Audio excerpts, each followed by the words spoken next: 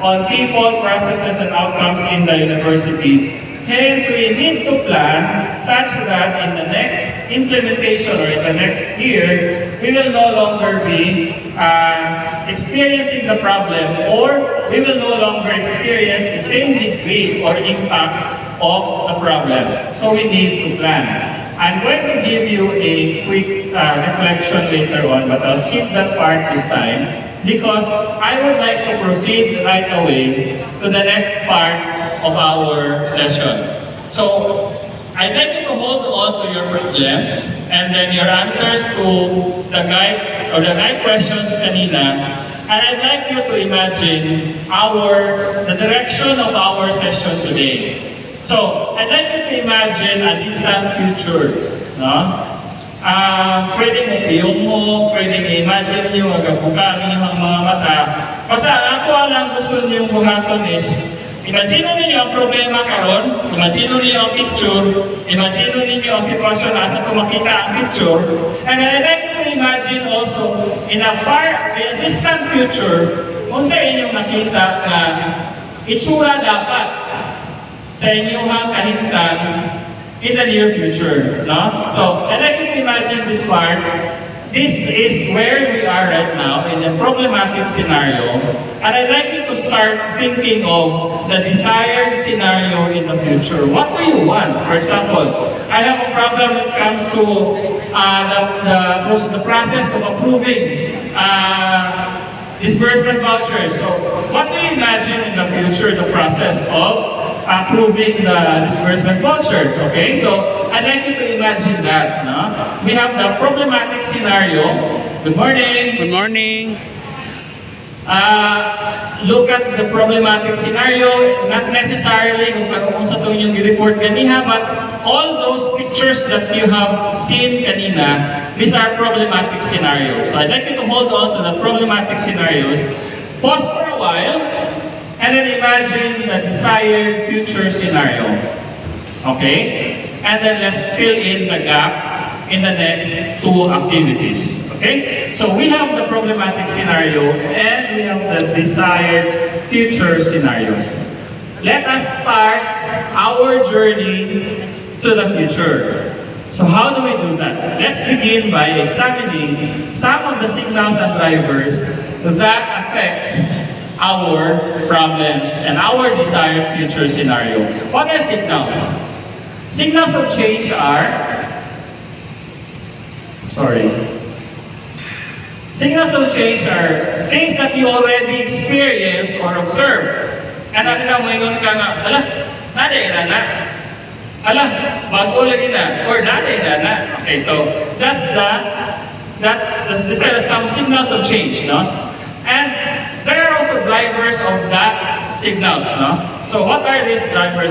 These are the situations, no, that cause or that drive the presence of those signals. I'll give you an example para mas ma-saplan nato ang signals and drivers.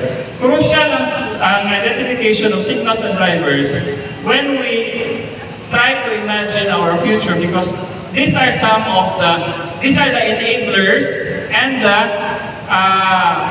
challenges that you will encounter in achieving the desired future. Example of a signal is there is a surge in student application in HEI. Kaya may aplikante, first year.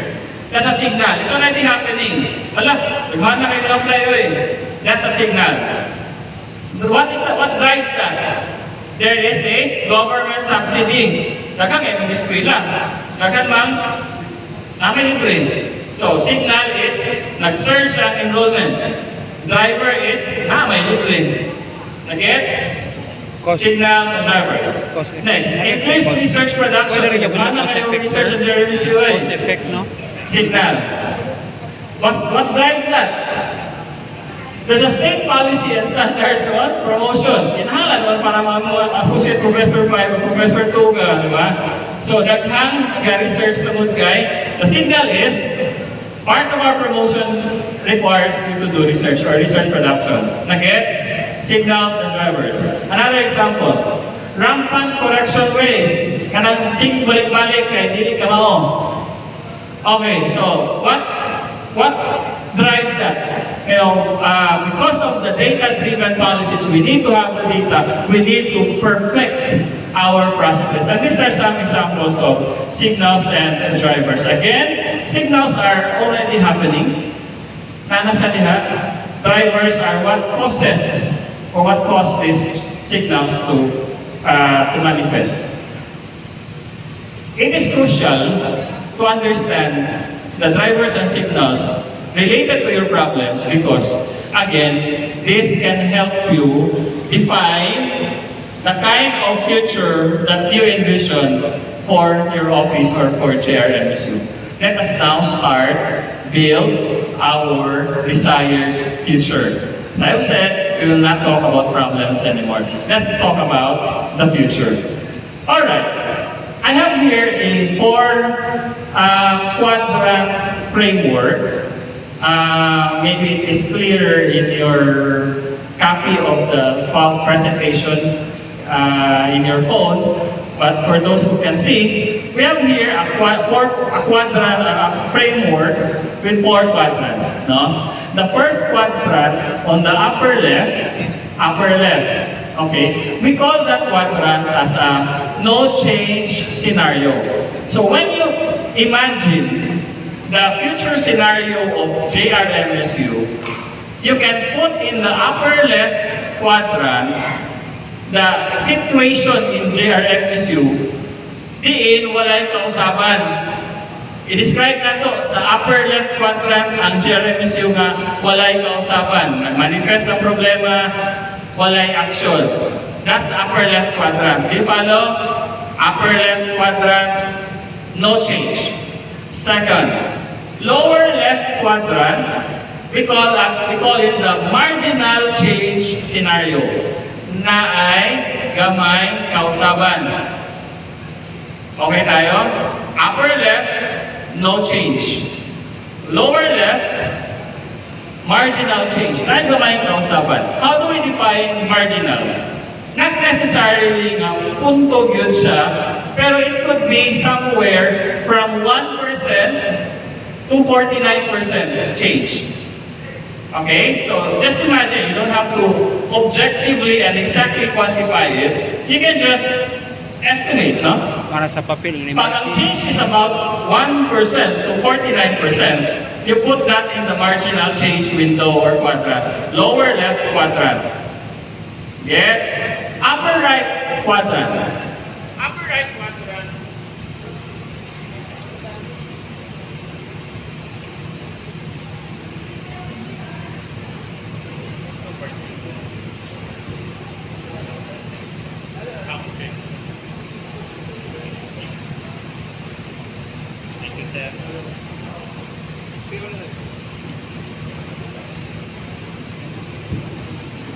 Okay, thank you so much.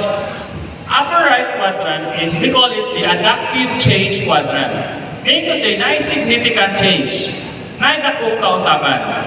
Okay? So put in the upper right quadrant the description of JRMSU that experiences an adaptive change or a significant change. How do we define objectively the significant change or adaptive change? Maybe it's around 50% to 80%. So kung ang kausapan na inyong nakita is around 50 to 80%, put that in the upper right quadrant or the adaptive change quadrant. Finally, the lower right quadrant, we call it the radical change quadrant. Absolute change. Total change. Nausap dyan. Okay, I'll give you an example para contextualize nato ang scenarios. Okay, so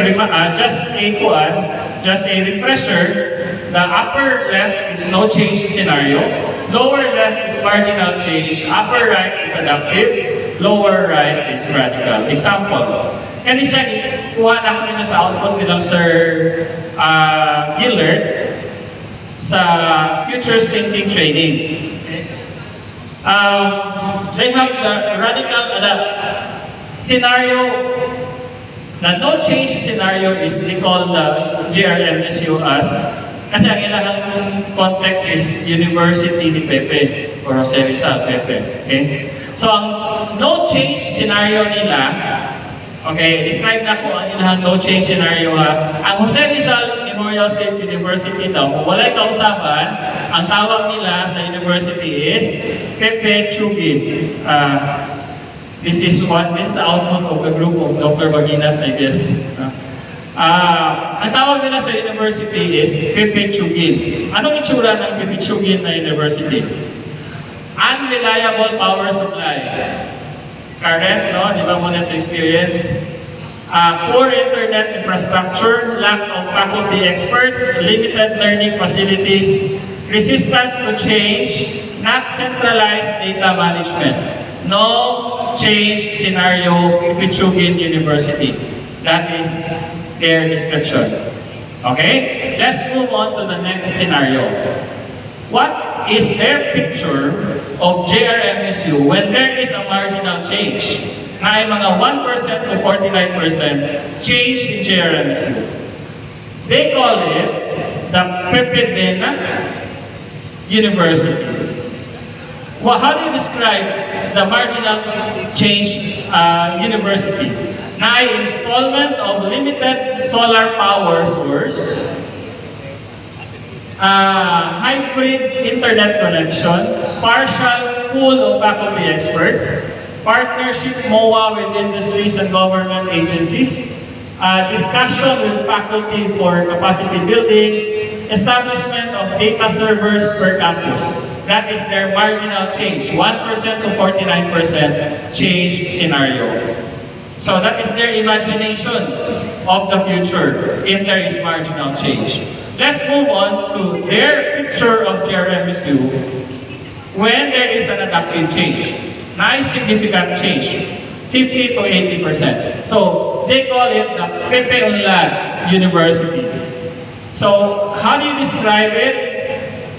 We harness other renewable energy sources per campus, na wind, na hydroelectric, na biofuel, na biomass, hydrogen fuel cells. Adaptive change. Okay? Pool of faculty experts with foreign visiting lecturers, system-wide big data infrastructure. That is their adaptive change. That is their picture. That is their imagination of JRMSU in the future that underwent adaptive change. Finally, their picture of a radically changed JRMSU, totally changed JRMSU in the future is Pepe Galing. Sabi nila, there is self-sufficient off-grid power source. And then smart facility management and infrastructure, smart education, and there's cross-country distance.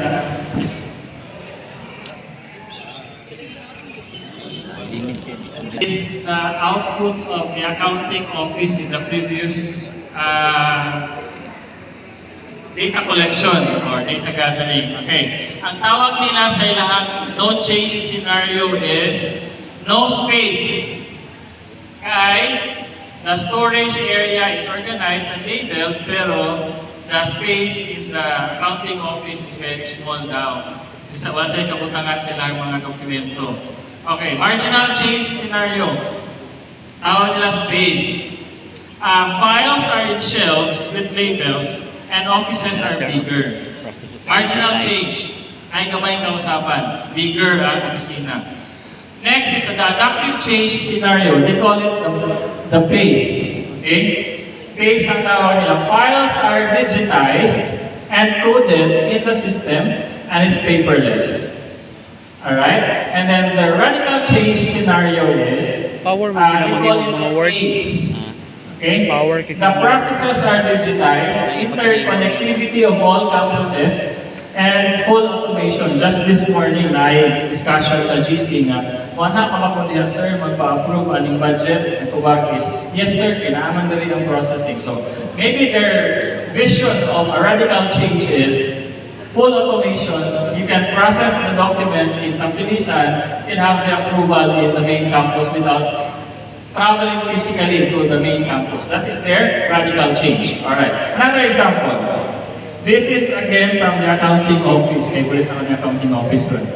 According to them, no change scenario nila is the accounting walis tingting. Ako, walis tingting ang ilang tawag. The disbursement vouchers and payrolls are manually processed, and then distant location of signatories, biyahe pagkatuan, Ilakalakang, and then signatories are on travel. That is the no change scenario. Walay mo pirma kay travel. Marginal change scenario. Naigamay na usapan. Accounting walis tampo. Signatories are always available na. And then the offices are near each other. Adaptive change is mapping, accounting mapping ang tawag nila. Completion of admin building with complete amenities and semi-automated processes and less paper. Less paper, hindi pa siya paperless. Okay. And radical change nila is, kana sila yung accounting robot. No? Robotics na ang accounting process. No? Disbursement vouchers and payroll processing are fully automated. Mobile phone approval of documents. So pwede lang maski sa mobile phone, i-approve ng campus director yung request. No? That's their radical change. Again, ang akong ipakita din is, you have the power to imagine the future that you would like JRMSU would become. No? Upper left is no change. Lower left is marginal change. Upper right is adaptive. Lower right is the radical change. So let us have our second activity around the scenario building process. Instructions. For your activity number 2, identify the 4 JRMSU scenarios. Butangan ito timeline in 2050. So sa 2050, unsay itsura sa JRMSU nga inyong i-imagine. Mag-start mo sa no change scenario. So kung sa 2050, walay kausapan ang JRMSU, unsay itsura sa JRMSU. In 2050, naigamay kausapan ang JRMSU, unsay itsura sa JRMSU. Upper right, adaptive change. In 2050, kung adunay significant change ang JRMSU, kung sa itsura niya. And above all, radical change, lower right, in 2050, kung naidakong kausapan or complete kausapan ng JRMSU, kung sa iyahang itsura. I'm talking about changes based or related to the problems that you identified this morning. Okay? So our activity number 2 again is to build the 4 different scenarios. Okay? Create or identify the JRMSU scenarios in 2050, guided by the most relevant and impactful drivers. Create your scenarios. You label your scenarios creatively, and then storyfy your scenario. Create a story of your scenario, and then later on, we will be calling volunteers to share the story of the 4 different scenarios of JRMSU. Alright? So maybe we can have about 15 minutes to do the exercise or the activity.